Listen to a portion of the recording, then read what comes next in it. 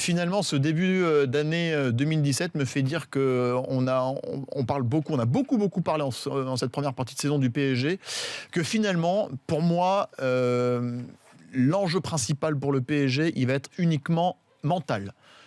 Que ce soit d'un point de vue individuel que collectif. C'est que là, on s'aperçoit que les mecs, ils ont pris un coup de pression en fin d'année 2016. Ils ont explosé Lorient juste avant les vacances.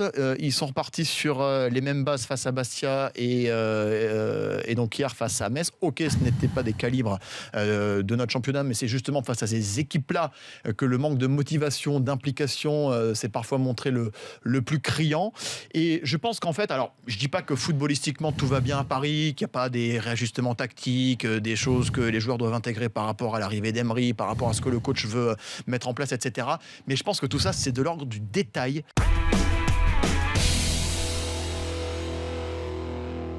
Sauf que ça bouge pas au mercato à l'OM.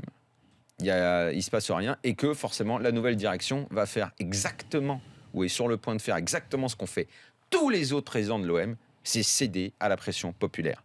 Le mal de l'OM, c'est la pression populaire. L'un des maux de l'OM, c'est la pression populaire. La trop grande place donnée à l'opinion des supporters. C'est pas comme ça qu'on dirige, que ce soit en politique ou à la tête d'un club de foot. Les mecs veulent une star, donc on va leur donner une star. Mais à quel prix ? Aujourd'hui, Payet, c'est entre 7 et 8 millions à West Ham. Est-ce qu'il va vraiment baisser son salaire ? Pourquoi il le ferait ? Voilà. Imaginons qu'ils disent, parce que c'est de la com aussi, je viens pour 7 à l'année.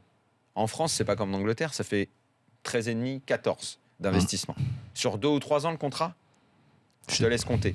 Il va falloir rajouter 25-30 millions pour le transfert. Ouais. Donc tu vas aller te faire un investissement sur Dimitri Payet dont tu n'es pas certain. 50, c'est au bas mot. Ouais. Parce que si c'est un contrat, il va falloir voir le contrat. Moi, je dis que c'est autour de 70. Et si c'est 4 ans de contrat, avec le salaire qu'il a à West Ham, et un prix autour de 30-35, on monte à 90 millions. Donc je dis, c'est entre, allez, fourchette basse, haute, 60, 70, 90 millions. C'est un non-sens économique.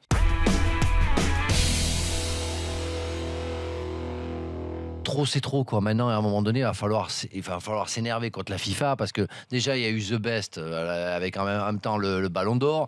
Maintenant, ça y est, je rajoute des équipes, 48 équipes.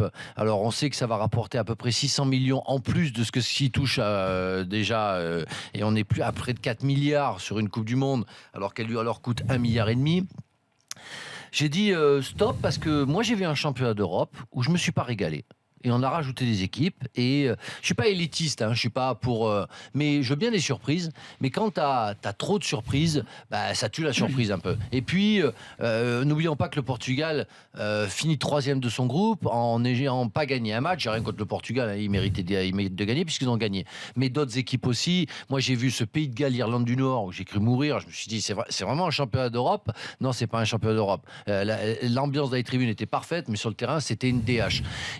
Et je dis attention, parce que à vouloir faire venir trop d'équipes, à vouloir surtout faire beaucoup de matchs, la qualité sera plus là.